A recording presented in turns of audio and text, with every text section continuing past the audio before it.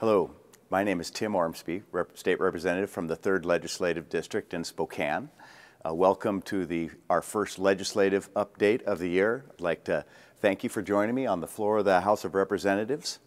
We're at the end of week 2 as we tape this, and just want to give you an update about what's happened so far and what we look forward to in this long session.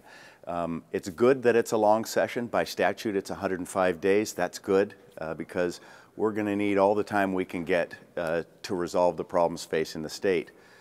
Among them, our budget deficit, or the fact that we anticipate having more responsibilities to our citizens than we're able to fund. Those problems are well known.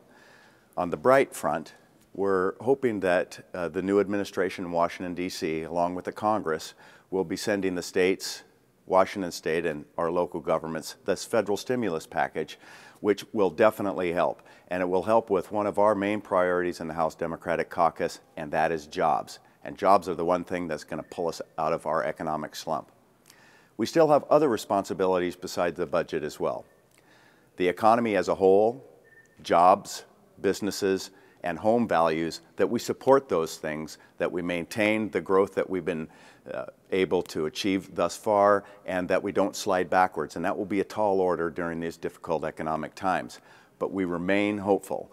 We remain hopeful as a caucus, we remain hopeful as an institution, and we're looking forward to diving in to resolve these issues.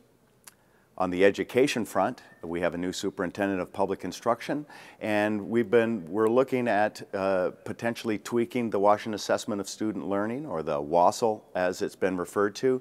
And I'd like to talk about an initiative that I'm working on, which is marrying up young students in our institutions of higher ed, both public and private, both 2-year and 4-year, and match them with students in the K-12 system. We have an enthusiastic, skilled, well-knowledgeable base of college students that, as part of their education, as part of their trying to achieve a degree, are required to do some community and civic service. And what better way for them to do that than to be able to interact with students in our area. In Spokane, we have a lot of institutions of higher ed to help those students with learning challenges. And it's been my philosophy, and I think it's borne out, that anytime you take an adult or an older person taking an interest in a younger student's life, their chance of success is a lot greater.